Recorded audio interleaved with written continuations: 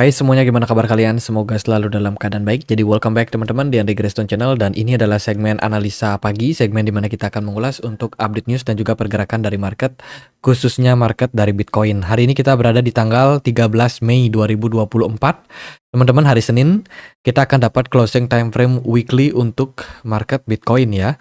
Jadi kita akan dapat beberapa news di perdagangan hari ini yang mungkin akan memberikan impact ke market. Yang pertama ada Euro Group Meeting jam 5 sore nanti.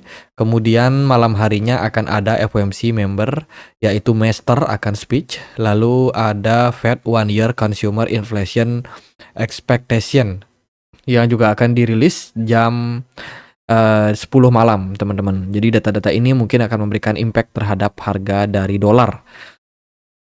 Nah, dari beberapa berita yang ada di market, RUU kripto yang dinanti-nantikan Amerika Serikat siap untuk melangkah maju, teman-teman. Jadi DPR dari Amerika Serikat tampaknya sudah mulai menemukan titik terang terkait dengan rancangan undang-undang.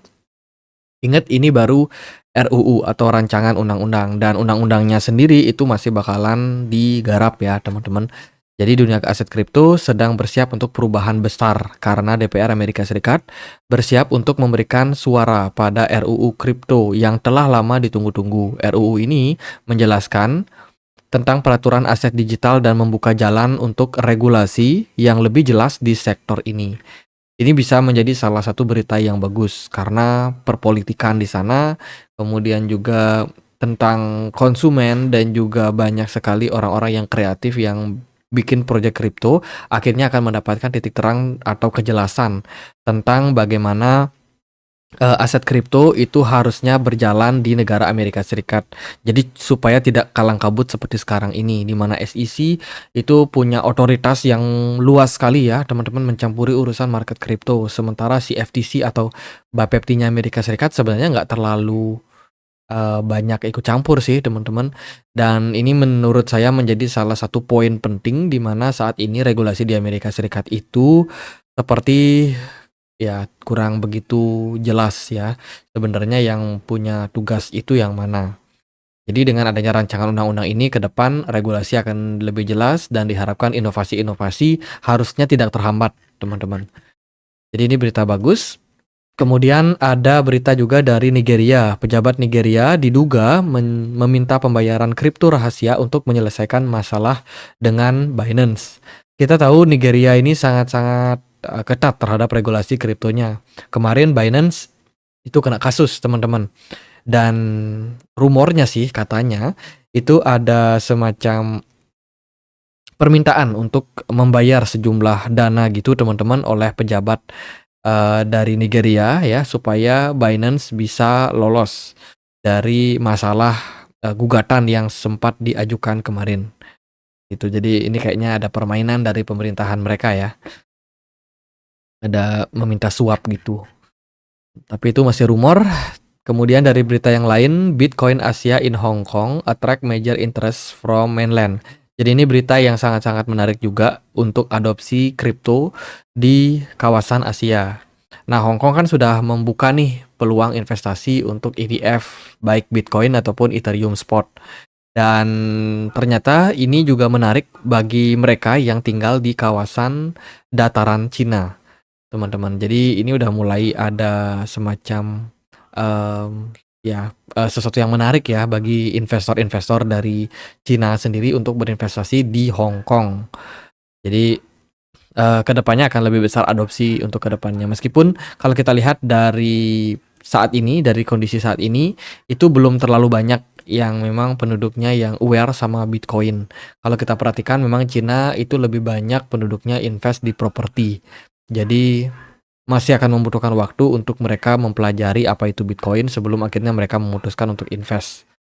Gitu. Jadi ini merupakan langkah awal yang menurut saya baik. Kemudian teman-teman, Trump 4 triliun US tax cuts loom over the election. Jadi ini berita terbaru tentang Amerika Serikat yang mana ketika Donald Trump kemarin memerintah ya di tahun 2017, itu kan ada semacam pengurangan pajak gitu. Nah, pengurangan pajak ini akan berakhir di tahun depan. Ya, jadi pengurangan pajak ini berfungsi memberikan keringanan bagi masyarakat kalangan bawah atau menengah ke bawah yang memiliki penghasilan kurang dari 400.000 US dollar per tahunnya. Itu dapat keringanan pajak. Dan ketika pemotongan pajak ini sudah berakhir, masa pemotongan pajak ini berakhir di tahun depan, maka mereka akan kembali dapat tarif pajak normal. Dan akan memotong pajak lebih lanjut bagi pekerja dan keluarga yang dibayarkan meminta. Oke, ini ya teman-teman, banyak dari pemotongan pajak penghasilan di tahun 2017 yang ditandatangani menjadi undang-undang oleh Presiden Trump dan akan berakhir di tahun 2025. Jika semua pemotongan pajak berakhir, sebagian besar rumah tangga Amerika Serikat akan mengalami peningkatan pembayaran ke IRS. Namun jika seluruh pemotongan pajak diperpanjang, maka akan ada tambahan 4,6 triliun termasuk biaya pembayaran utang yang akan ditambahkan ke utang nasional selama dekade berikutnya. Jadi ini kayak ada peningkatan pajak yang potensi terjadi jika tidak diperpanjang oleh pemerintahan berikutnya. Kita kan nggak tahu ya siapa yang akan naik jadi presiden nanti. Itu dari beberapa berita, teman-teman. Bagaimana nih kondisi dari pergerakan market, khususnya market Bitcoin. Kalau kita perhatikan memang Bitcoin di perdagangan kemarin itu mengalami sedikit kenaikan ya. Jadi Bitcoin diperdagangkan di kisaran level 61.400. Kita akan dapat closing time frame weekly. Pergerakan Bitcoin so far masih terbilang mendapatkan tekanan. Ya, minggu kemarin kita dapat satu candle hammer yang cukup bagus, teman-teman.